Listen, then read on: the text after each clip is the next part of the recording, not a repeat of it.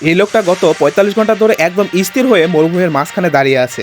তার পা যদি ১ সেন্টিমিটারও নড়ে তাহলেই তার নিশ্চিত মৃত্যু। কিন্তু কেন তার আজ এই অবস্থা, কি রয়েছে তার পায়ের নিচে, এমন একটা গল্প নিয়ে ২০১৬ সালে তৈরি করা হয় হলিউড সিনেমা মাইন। তাহলে চলুন বেশি কথা না বলে শুরু করা যাক। গল্পটা শুরু হয় দুইজন আমেরিকান মেরিন সোলজারদের দেখিয়ে। এই লোকটা হলো মাইক আর এটা হলো মাইকের সহকর্মী টমি। তারা দুজনে মরুভূমির মাঝখানে দীর্ঘ সময় যাবৎ একজন পলাতক সন্ত্রাসীর খোঁজ পেয়েছে। কিছুক্ষণের মধ্যেই তাদের এই সন্দেহ বাস্তবে প্রমাণিত হয়। সন্ত্রাসীরা নিজেদের মধ্যে একটা বিয়ের অনুষ্ঠান করছে, আর এদিকে আমাদের সোলজার মাইকের প্রধান লক্ষ্য হলো ওই সন্ত্রাসীদের প্রধান আতিফকে খুন করা। তবে মাইক তার নিশানা ঠিক করলেও মাঝখানে আতিফের ছেলে চলে আসে, যার কারণে সে গুলি করতে পারে না। উল্টো তার আরেকটা সমস্যা হয়ে যায়, মাইকের রিফ্লেকশন গিয়ে সেই সন্ত্রাসী সিকিউরিটি গার্ডের চোখে পড়ে। এখন মাইক আর তার সাথীর পালানো ছাড়া আর কোনো উপায় নেই। কোনো রকমে তারা গার্ডের ফাঁকি দিয়ে পালাতে থাকে, আর সাথে সাথে দেখা যায় মরুভূমির দূর থেকে একটা বড় ঝড় বেয়ে আসছে, যার কারণে সন্ত্রাসী লোকেরা তাদের পিছু করা ছেড়ে দেয়। কিছুক্ষণ পর ঝড় থামলে সবকিছু ঠান্ডা হয়ে যায়। তো সমস্যা হলো তাদের জিপিএসটা নষ্ট হয়ে গিয়েছে, যার কারণে তারা হেডকোয়ার্টার সাহায্য চায়। তখন তাদের বলা হয়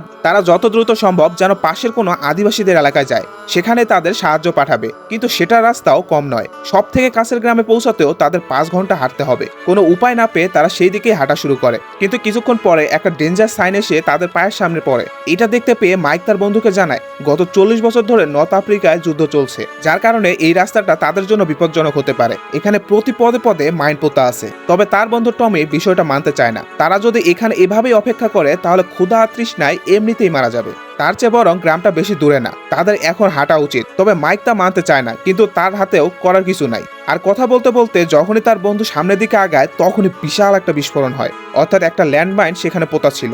এই দুর্ঘটনায় মাইকের বন্ধু ২ পাই হারিয়ে ফেলে, কিন্তু এখনো তার জ্ঞান আছে। মাইক যখনই তার বন্ধুকে সাহায্য করতে ১ কদম আগায় সেও একটা ক্লিকের শব্দ শুনতে পায়। এখন সে যদি তার পা সরিয়ে নেয় তবে তার সাথেও ঠিক একই ঘটনা ঘটবে। মাইক তার বন্ধুকে রেডিও বের করে সাহায্যের জন্য কল করতে বলে, বাট টমের অবস্থা খুবই খারাপ। সে কোনো রকমে তার নিচের অংশে একটা পেন কিলার ইনজেক্ট করে, কিন্তু তবুও তার ব্যথা কমছে না। ব্যথার কারণে তার স্বাভাবিক চিন্তা ভাবনাও কাজ করছে না। তখন তাকে বাঁচানোর জন্য মাইক কয়েকবার তার পা সরানোর কথা চিন্তা করে, কিন্তু টমি তাকে বারবার নিষেধ করে। সে চায় না তার জন্য তার বন্ধুও মারা যাক। তো সে নিজেও এই তীব্র যন্ত্রণা আর সহ্য করতে পারছে না, তাই সে তার বন্দুক দিয়ে তার নিজের যন্ত্রণা থেকে মুক্তি পাওয়ার জন্য নিজেই নিজের মাথায় গুলি করে। এখন পুরো মরুভূমিতে মাইক একদম একা, এভাবে বন্ধুকে হারানোর কষ্ট নিয়ে ঠায় দাঁড়িয়ে থাকে। কিছুক্ষণ পর দেখা যায় তার দিকে ধেয়ে আসে বিশাল এক মরুভূমির ঝড়। তৎক্ষণাৎ সে তার নাক মুখ ঢেকে নেয়, এরপর নিজের অস্ত্রটাকে মাটিতে গেঁথে নিজেই নিজেকে শক্ত করে সেখানে ধরে রাখে। এভাবে সে একটা বিভীষিকাময় ঝড় পার করে। একটু পর সবকিছু আবার আগের মতো ঠান্ডা হয়ে যায়। বাতাসের কারণে তার বন্ধুর ডেড বডিও তার কাছে উড়ে এসেছে।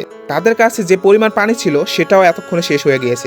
এভাবে আরো অনেকটা সময় পার হয়ে যায়। এই অবস্থায় মাইকের মানসিক ভারসাম্য নষ্ট হতে থাকে। মাইক পাগলের মতো করতে শুরু করে, নিজের বন্দুকটা বের করে আকাশের দিকে বিনা কারণে গুলি করতে থাকে। একটা সময় নিজেও টমের মতো নিজেকে শেষ করে দিতে চায়, কিন্তু তখনই সে পাশের গ্রামের একটা লোককে সে দেখতে পায়। লোকটার কাছে সে সাহায্য চায়, কিন্তু সে দেখে লোকটা সরাসরি তার দিকে না এসে একটু আঁকাবাঁকা ভাবে তার দিকে এগিয়ে আসছে। হয়তো সে জানে এখানে কোথায় কোথায় মাইন পোতা আছে। মাইক তার কাছে পানি চায়, তারপর বলে বন্ধুর ব্যাগ থেকে রেডিওটা এনে দিতে, কিন্তু লোকটা তার উপর বিরক্ত হয় আর রাগ দেখিয়ে সেখান থেকে চলে যায়। আবারও মাইকের একটা অপেক্ষার প্রহর শুরু হয়। আবারও অনেকটা সময় এইভাবে দাঁড়িয়ে থাকার পর একটা ছোট্ট বাচ্চা তার দিকে এগিয়ে আসে। একইভাবে বাচ্চাটাও তার দিকে আঁকাবাঁকা ভাবে এগিয়ে আসে। বাচ্চাটা মাইককে পানি খাওয়ায়, কিন্তু আগের মতোই মাইক যখন বাচ্চাটাকে রেডিওটা আনতে বলে তখন ঠিক আগের মতোই বাচ্চাটাও তাকে ছেড়ে চলে যায়। আবারও মাইক একা হয়ে যায়। এভাবে আরো কয়েক ঘন্টা পার হয়ে যাওয়ার পর ধীরে ধীরে সন্ধ্যা পেরিয়ে রাত নেমে আসে। সে নিজের মোবাইলটাকে বের করে নিজের স্ত্রীর ভিডিও দেখতে থাকে। ভিডিওতে তার স্ত্রী বলছিল সে যেন মিশন শেষ করে দ্রুতই তার কাছে চলে আসে। তারপর মাইক সেখানে নিজের জন্য আগুন জ্বালায়। গভীর রাতে এভাবে থাকতে থাকতে মাইক ক্লান্ত হয়ে পড়ে। ঠিক তখনই সে দেখতে পায় অন্ধকারের মাঝে কিছু জানোয়ার তার দিকে এগিয়ে আসছে। সেগুলো হলো মরুভূমির বিশেষ প্রজাতির এক কুকুর। এগুলো বেশ ভয়াবহ আর হিংস্র। মাইক নিজের অস্ত্রটা বের করে নিজেকে রক্ষা করতে প্রস্তুত হয়, কিন্তু ঠিক তখনই একটা কুকুর মাইনের উপর পা দিয়ে ফেলে। এতে বাকি কুকুরগুলো ভয় পেয়ে সেখান থেকে চলে যায়। সকাল হলে সে গ্রামের লোকটা আবারও তার খোঁজ নিতে আসে। সে লোকটা তাকে দেখে অবাক হয়ে যায়। মাইক সারা রাত জন্তু জানোয়ারের সাথে ফাইট করে এখানে নিজেকে টিকিয়ে রেখেছে। মাইককে সে এবার বলে মনে হয় তোমার সামনের দিকে এগিয়ে যাওয়া উচিত। তাকে এবার কিছু একটা করতেই হবে।